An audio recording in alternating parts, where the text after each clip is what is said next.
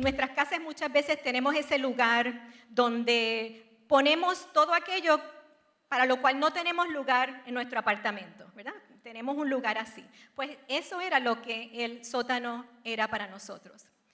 Y así que decidimos hace ese tiempo renovarlo y hacer de un espacio muy feo y muy húmedo un espacio agradable que pudiéramos disfrutar, que tuviera un propósito para vivir y traernos alegría a la familia.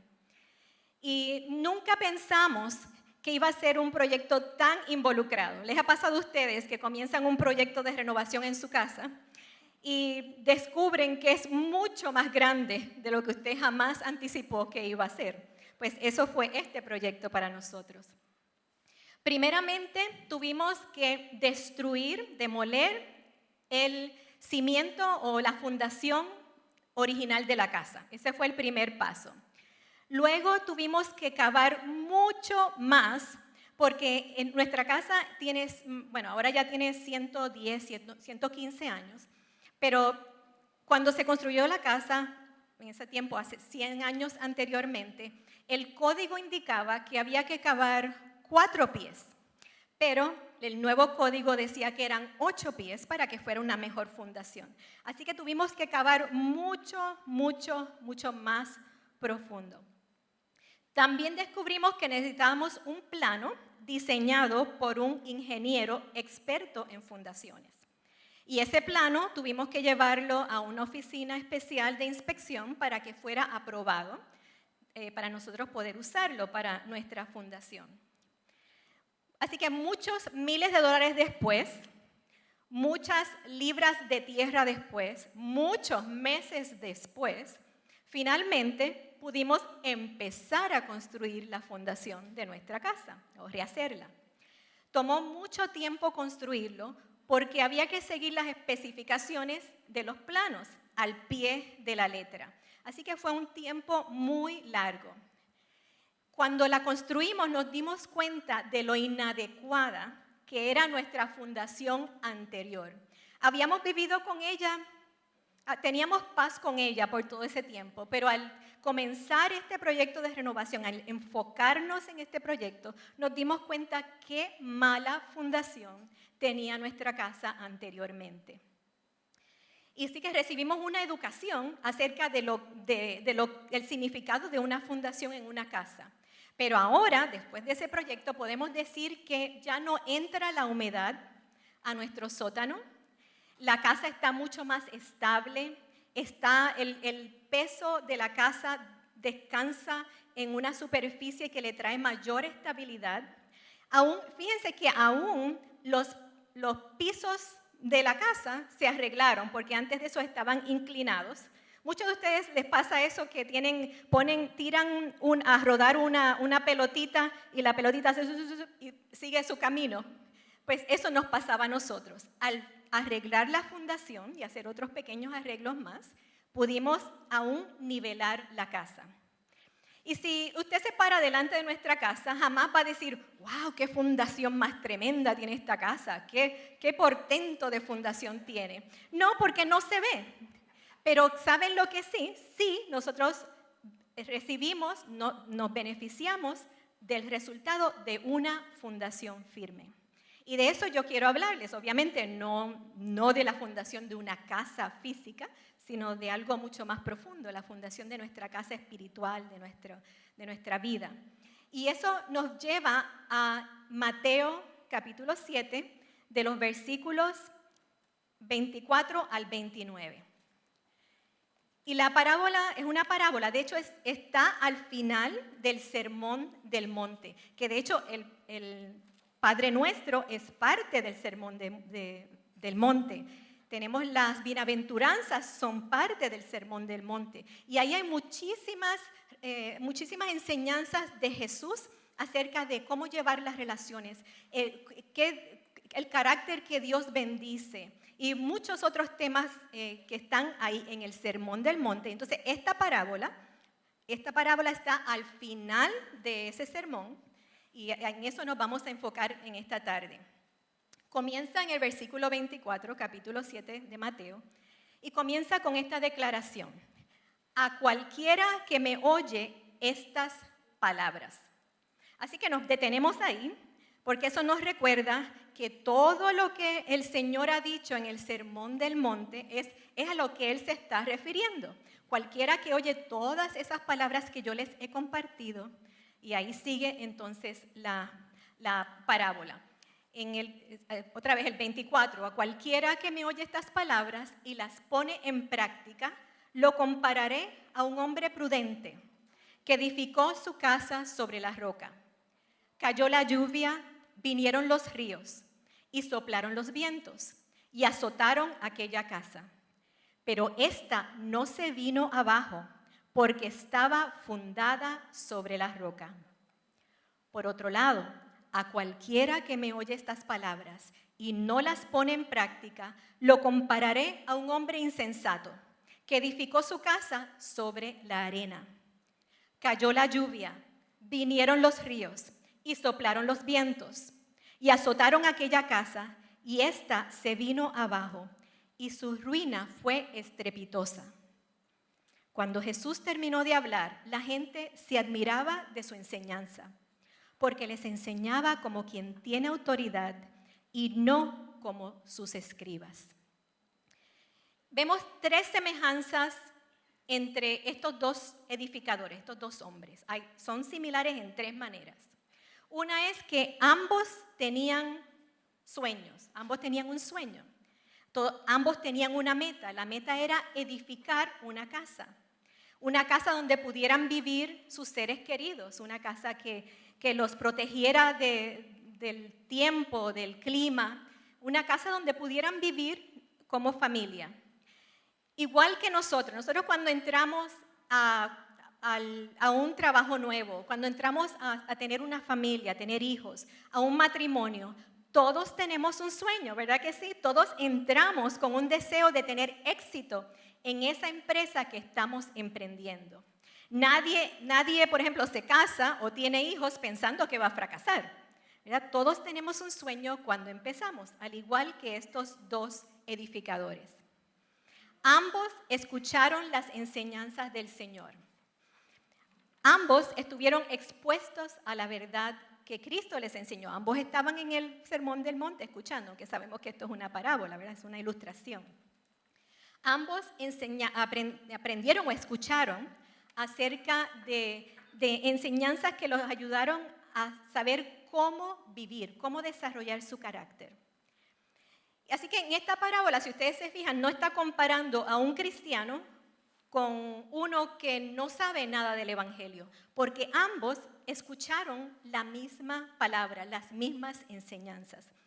Es como el que en una iglesia evangélica puede ir, escuchar mensajes, ser parte de discipulado, hasta servir en un ministerio, pero entonces no hace lo que le han enseñado que haga.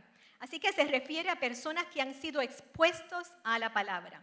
Así que ambos tenían un sueño, ambos habían estado expuestos a la palabra y ambos se enfrentaron a tormentas, a pruebas y tribulaciones. Si se fijan, los versículos que hablan de eso son exactamente una repetición. Ambos estuvieron expuestos a lo mismo. Entonces, sin embargo, ahí es donde terminan las semejanzas entre estos dos constructores. Porque se nos dice que uno era sabio y el otro insensato.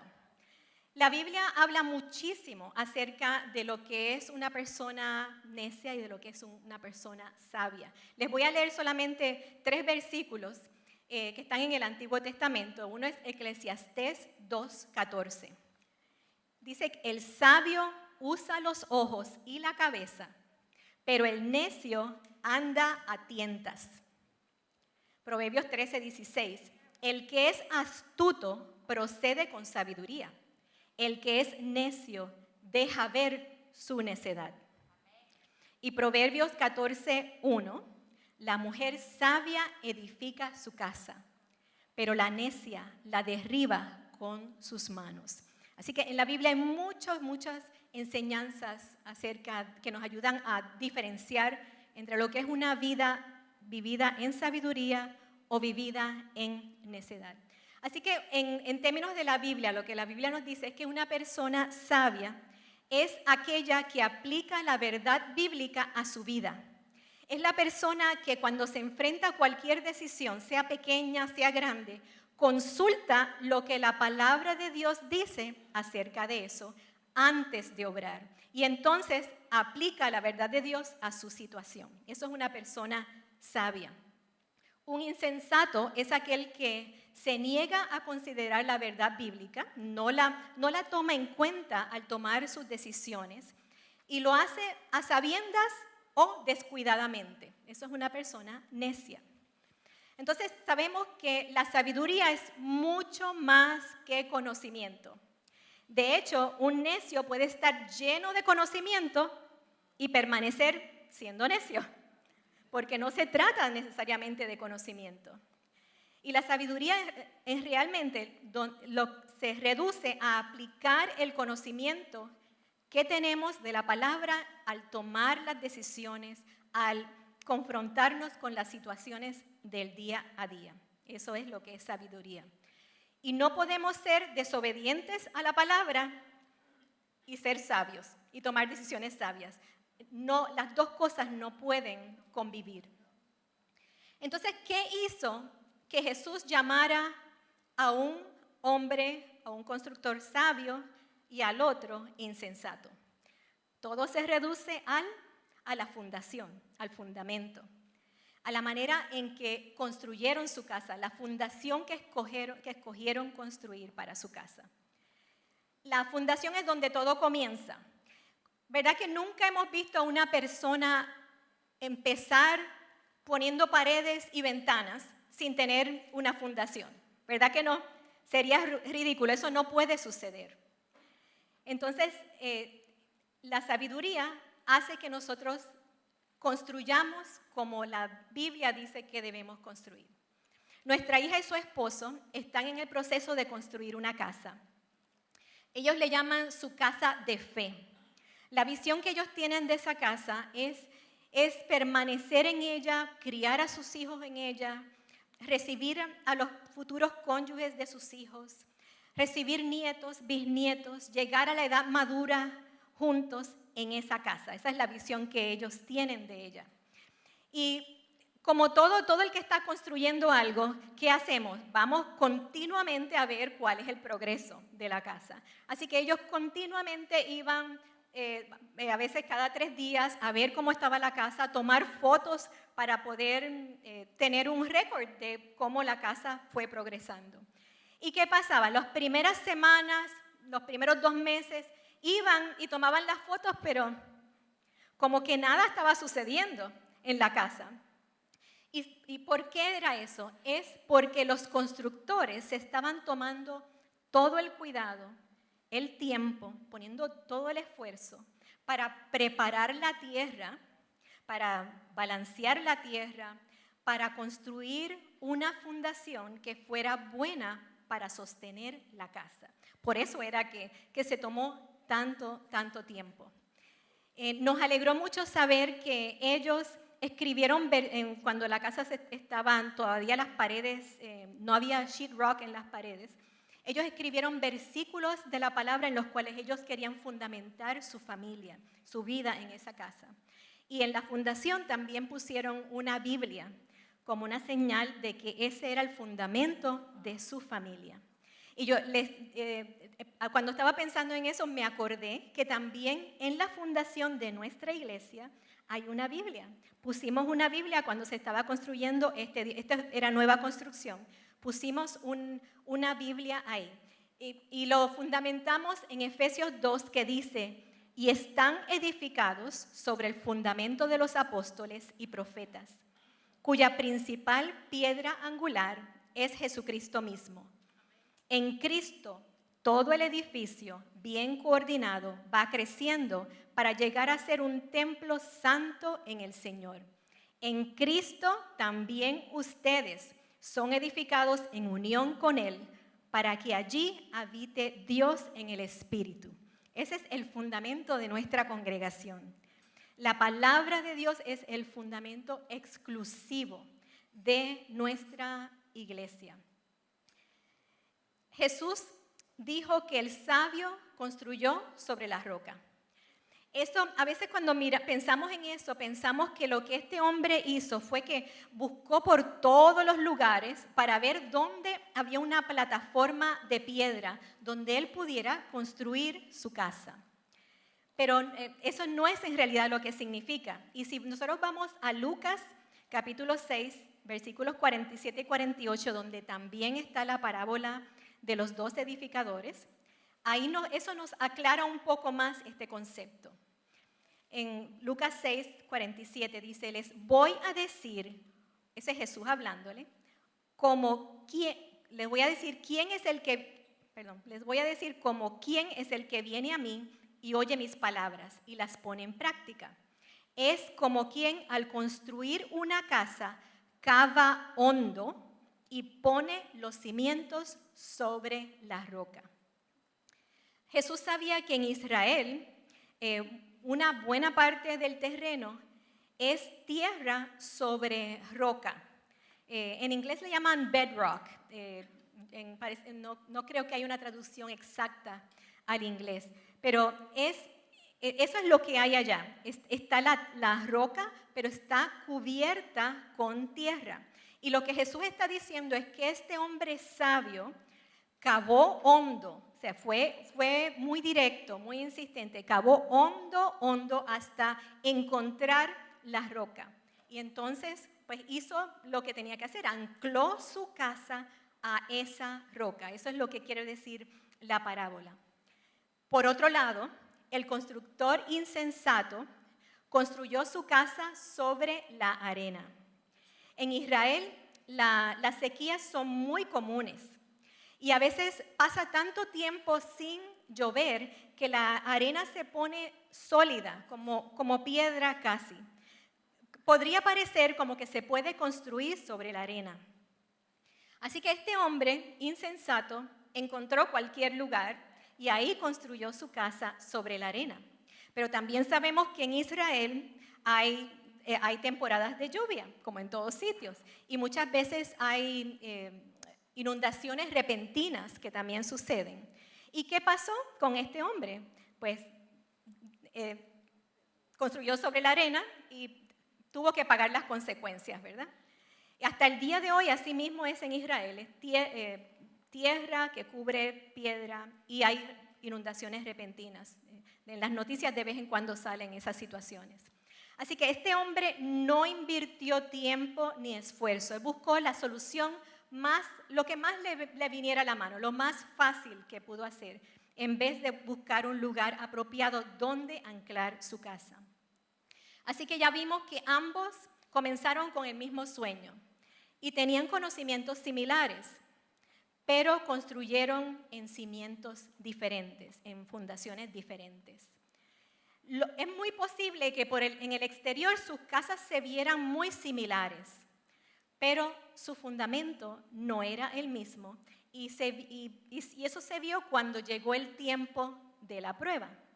La parábola dice en Mateo, en los versículos 25 y 27 del capítulo 7, cayó la lluvia, vinieron los ríos, soplaron los vientos y azotaron aquella casa.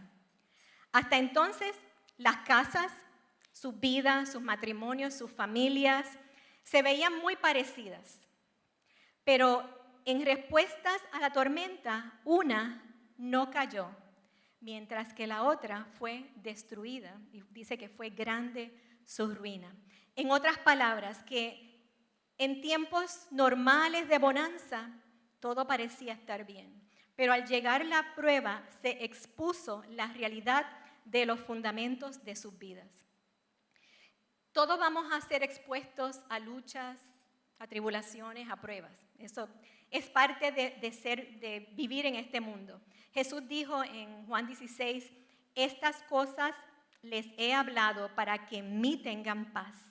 En el mundo tendrán aflicción, pero confíen, yo he vencido al mundo.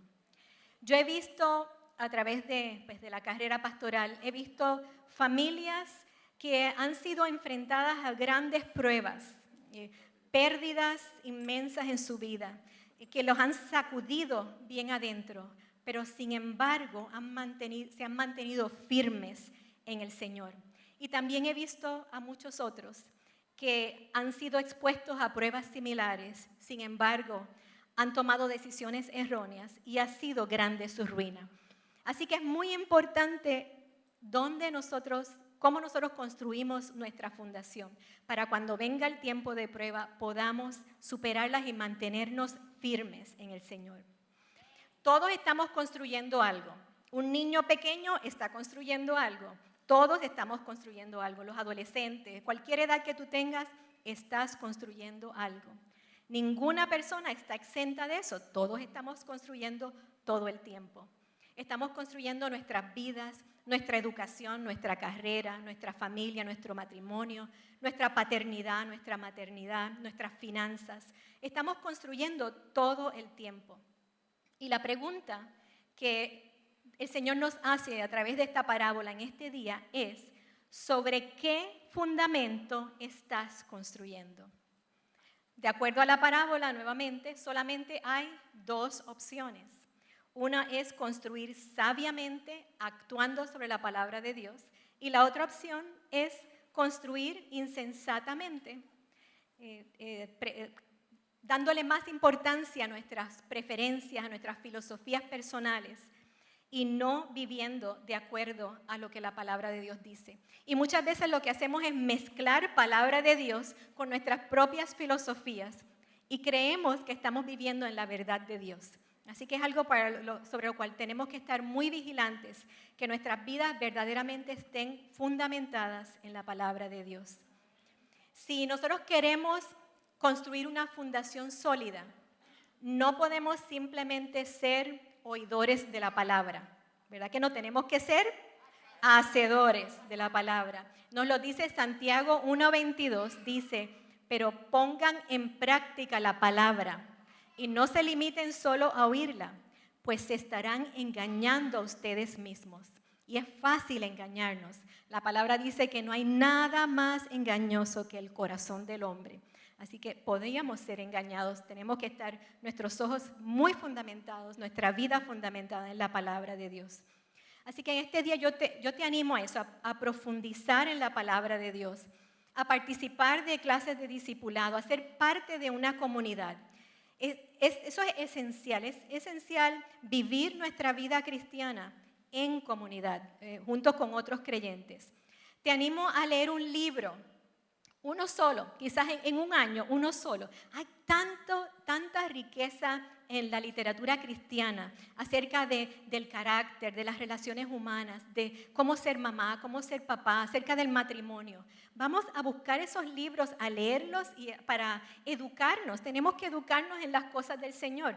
Sí, la palabra de Dios es el fundamento, pero también podríamos muy bien aprender de otras personas que ya han caminado ese camino y nos pueden beneficiar. A mí me beneficia muchísimo leer libros de autores cristianos. Y a medida que tú vayas creciendo en tu conocimiento, inmediatamente ponlo en práctica. No lo dejes dormir. Pon en práctica lo que estás aprendiendo.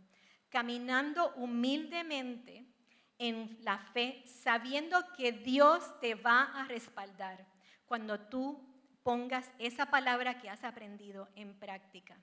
Nadie necesita esperar a tener un doctorado en teología.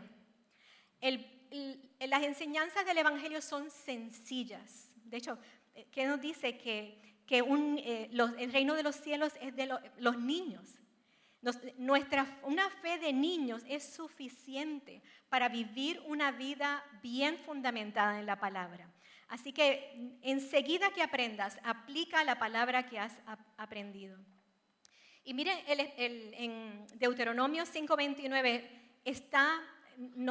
el Señor nos dice, Dios nos dice, el deseo, lo que hay en su corazón para cada uno de nosotros. Él dice, eso es Él hablándole al pueblo de Israel, ¿cómo quisiera yo que tuvieran tal corazón? O sea, un corazón dispuesto e inclinado a Él. Que me temieran y cumplieran siempre todos mis mandamientos, para que ellos y a sus hijos les fuera siempre bien. Eso es lo que Dios quiere. Dios quiere que siempre nos vaya bien. Pero para que nos vaya bien tenemos que estar fundamentados en la palabra de Dios. Así que en tu hogar, tómate tiempo para educar a tus hijos en la palabra de Dios. Y eso se puede hacer de una manera muy natural, incorporándola a la vida diaria. No tenemos que hacer grandes cambios.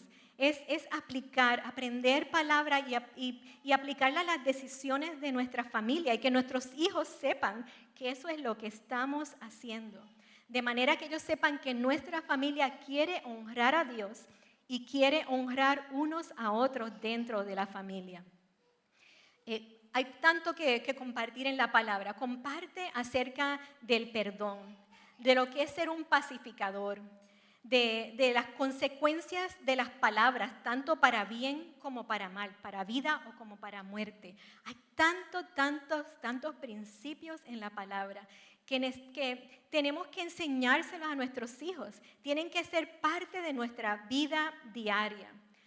Para que, por ejemplo, para que ellos sepan, enséñale acerca del carácter, de las emociones, de lo que Dios desea en sus vidas, profundamente en su vida privada, para que ellos puedan entonces juzgar a otros y saber quién es un buen amigo, por ejemplo. Para que un día aprendan, cuando hayan aprendido eso, puedan escoger una buena esposa o un buen esposo y ser ellos mismos una buena esposa o un buen esposo.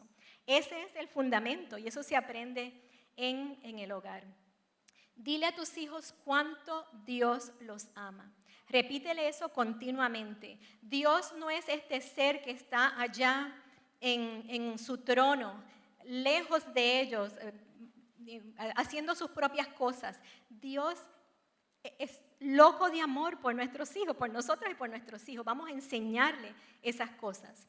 Enséñales a tener gratitud y a pedirle a Dios, ir primero al Señor cuando vienen situaciones, aunque parezcan pequeñitas cuando son pequeños, ¿verdad? Aunque sean pequeñas, que ellos sepan que pueden ir con gratitud y con sus peticiones delante del Señor.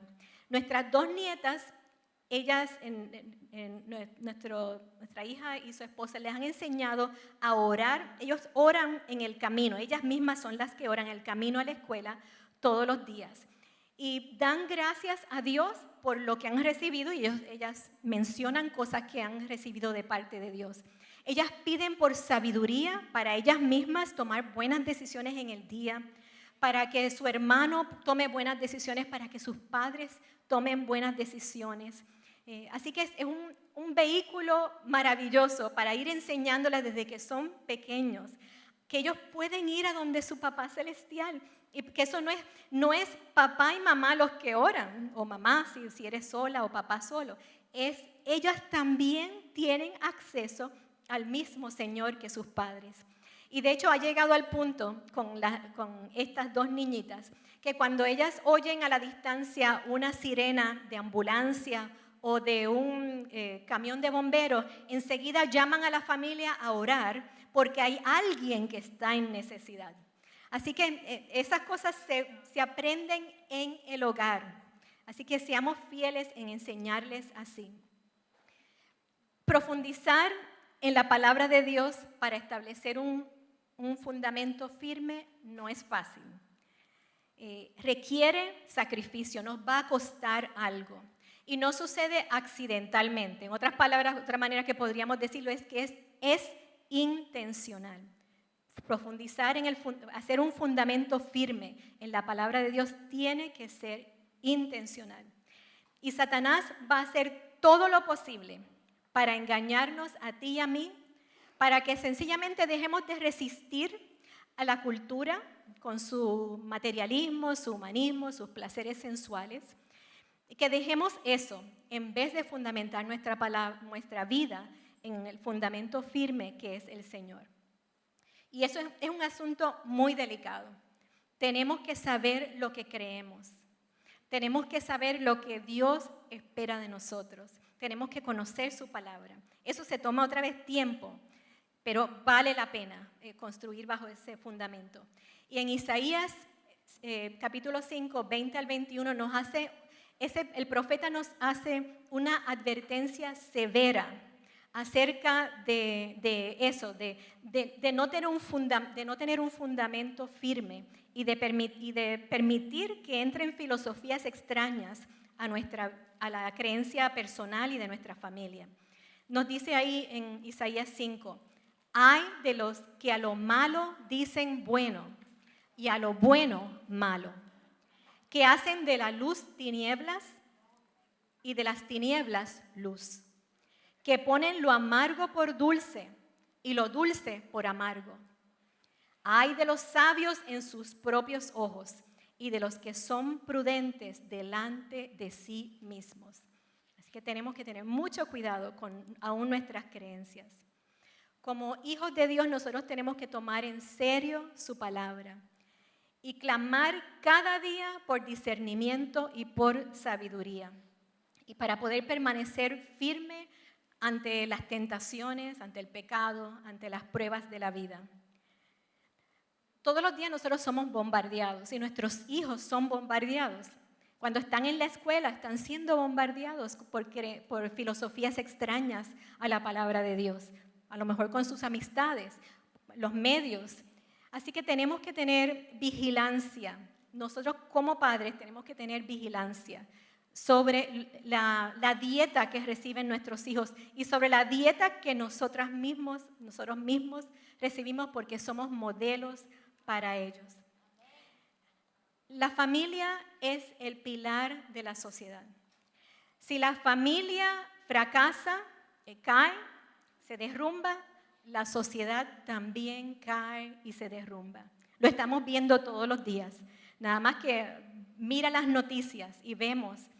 Y yo creo que toda parte de esa violencia, del egoísmo manifestado en tantas maneras, podría evitarse, podríamos ser una nación diferente si en cada hogar nosotros nos tomáramos el tiempo de construir sobre un fundamento firme y educáramos a nuestros hijos de esa misma familia. Porque el hogar es donde tú ejerces la mayor influencia. No hay ningún otro círculo de tu vida donde tú ejerzas más influencias que en tu hogar, quieras o no. Así que no podemos permitir que las tentaciones, las distracciones de la vida nos roben del rol tan importante que Dios nos ha dado como influencia y autoridad sobre nuestros hijos y sobre los más cercanos a nosotros. Así que tenemos que tomar en serio las palabras de Jesús.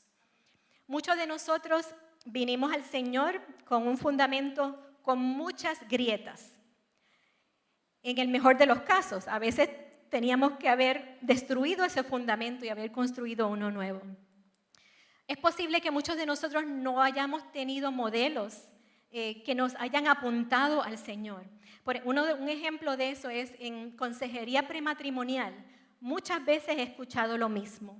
Y es parejas que dicen, en mi familia, todas las personas, mis tíos, mis padres, están divorciados. Yo nunca he visto un matrimonio sano sobre el cual yo puedo fundamentar el mío. No he tenido modelos sabios para mi matrimonio. Así que esa es nuestra realidad. Pero tenemos la palabra de Dios, tenemos comunidad, tenemos discipulado. Hay muchas maneras en que nosotros podemos educarnos. Aún aquello que no hemos recibido en nuestros hogares, podemos recibirlo. Porque Dios es un Dios generoso y Él ha provisto para ti, para que tú puedas recibir lo que tú necesitas recibir en tu vida. Antes de que terminemos en oración y leyendo juntos una declaración de fe e intención acerca de edificar nuestras familias sobre la roca, quiero compartirte el testimonio de una familia que fue transformada dramáticamente. Y lo quiero hacer para que sea de ánimo a tu vida. No importa dónde tú estés en tu caminar, tú puedes trabajar en tu fundamento y puedes, con el Señor, caminando mano a mano con Él, puedes desarrollar un fundamento firme. Hace unos días partió un hermano de nuestra congregación, Richard, su familia está aquí con nosotros, y A mí me impactó la manera que aún en su cama de hospital, antes, sabiendo ya que posiblemente iba a partir a la eternidad, Richard estableció fundamento firme. Así que ninguno de nosotros, no importa la edad que tengamos, no importa las circunstancias de nuestra vida, no importa la carencia que tengamos, todos estamos llamados a establecer ese fundamento firme y todos tenemos el respaldo, el poder, la sabiduría de Dios. Tenemos acceso a eso para hacer eso de manera que podamos edificar firmemente para la gloria del Señor. Así que les quiero compartir esta historia ella la voy a llamar Marcy, no es su nombre real, pero te pido, bueno, mi deseo es que te anime de ver cómo Dios puede obrar en una familia y transformarla. Yo conocí a Marcy por medio de mi trabajo. La conocí cuando ella tenía 20 y pico de años y tenía un pasado traumático. Entre otras cosas, su mamá la abandonó cuando era muy pequeña. Ella fue testigo de la tortura y asesinato de su papá en su país por las guerrillas. Había sido víctima de abuso sexual. La familia que la acogió luego de quedar huérfana también abusó de ella físicamente. Nunca recibió amor y cariño. Y además se casó muy temprano para poder huir de esa realidad tan triste que estaba viviendo. Así que yo la conocí cuando ella tenía unos 20 y pico de años, con 4 preciosos niños de las edades de 2 añitos a 9 años. Y ella me confió que muchas veces perdía la paciencia por las pequeñas travesuras de sus hijos, reconociendo que ella no sabía criarlos, no sabía disciplinarlos, porque nunca había sido disciplinada correctamente y porque nunca había recibido el afecto que un niño necesita tener para crecer saludable. También me compartió que ella y su esposo peleaban todos los días y tenían una batalla para ver quién insultaba mejor al otro. Para complicar aún más las cosas, eran extremadamente pobres. Muchas veces no tenían siquiera para pagar el lugar de housing público que tenían, ni siquiera eso. No tenían muchas veces dinero para llenar la nevera. Mientras visitábamos juntas, estuve trabajando con ella como por un año, la involucré con un servicio de una agencia que tenía grupos pequeños para enseñarle a mamás latinas sobre cómo disciplinar efectivamente y con amor a sus hijos. Ella fue a ese grupo y transformó su vida en esa área. Una de mis hijas también se ofreció a darle tutoría a los 2 niñitos mayores que ya tan jovencitos en la escuela, en su carrera académica, ya estaban fracasando sus clases. Hablábamos de principios bíblicos para relacionarse, principios bíblicos para criar hijos, para tener un hogar saludable. Y la desafié a ser ella la que tomara la iniciativa y dejara de insultar a su esposo y lo tratara con alguna amabilidad. Obviamente, ella pensaba que él no merecía eso, pero a su crédito aceptó el reto porque ya estaban empezando a haber transformaciones en su corazón. Y en ese tiempo ella aceptó al Señor Jesús en nuestras visitas y ahí fue donde ella recordó que cuando era muy niña, su abuelita, que murió cuando ella era pequeña, así que no fue de gran influencia después en su vida porque no estaba, le había compartido acerca de Jesús. Así que ella volvió a esas raíces de conocimiento del Señor.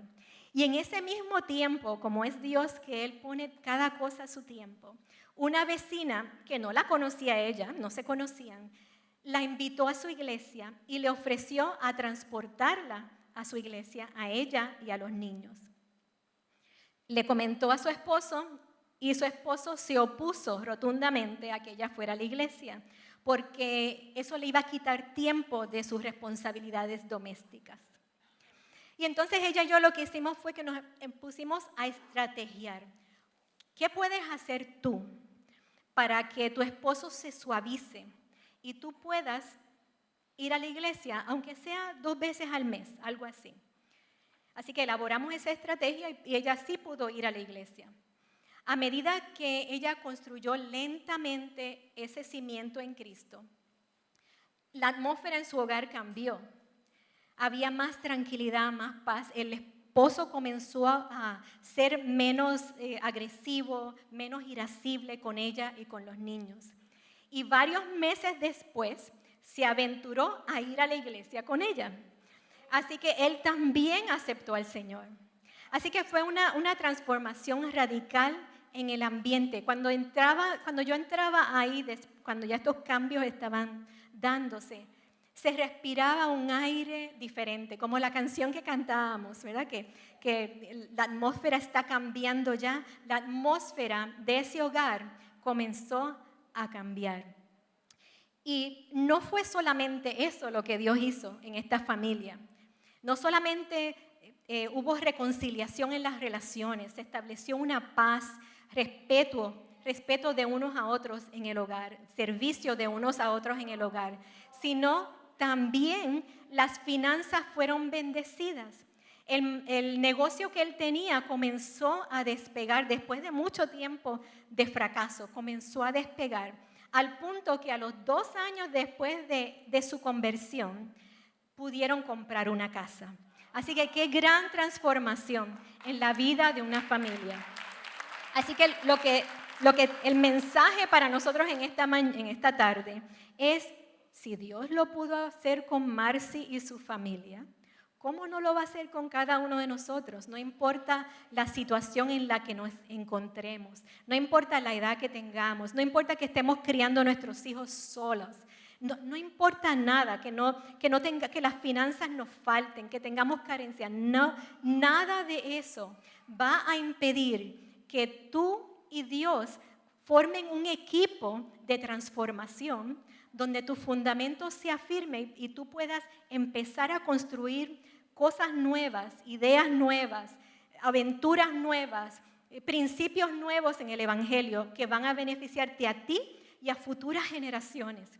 A eso estamos llamados todos y Dios lo puede hacer. Yo podría tenerlos aquí todo el día contándoles historias de transformación así. Yo sé que muchos de ustedes también podrían testificar de esas historias. Así que vamos a orar y después vamos a hacer una declaración juntos. Me imagino que todos tienen un papelito que recibieron a la entrada, pero primero vamos a orar. Señor, gracias por tu palabra. Tu palabra jamás vuelve a ti vacía.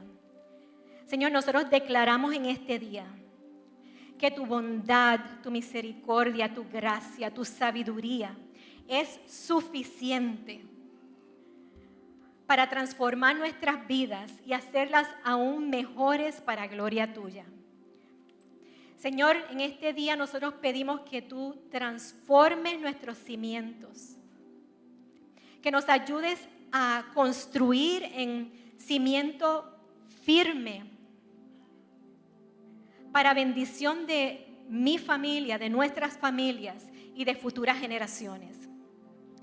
Señor, no importa lo que quede atrás, lo que hayamos pasado, aún nuestros pecados e iniquidades del pasado, tú, Señor, puedes transformar nuestra mente, nuestro corazón, nuestra realidad, para vivir y dar pasos firmes caminando en tu palabra cada día.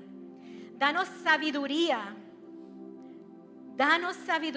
discernimiento para construir fielmente, de manera que cuando vengan las tormentas de la vida, las pruebas, las tentaciones, nos mantengamos firmes en ti. Señor, ayúdanos a ser modelo para nuestros hijos, para otros que nos ven, para que ellos también deseen tener y recibir lo que tú nos has dado a nosotros. Señor, no tenemos sombra de duda de que tú lo puedes hacer. de que tú eres suficiente para llenar todos los anhelos de nuestro corazón que están fundamentados en ti.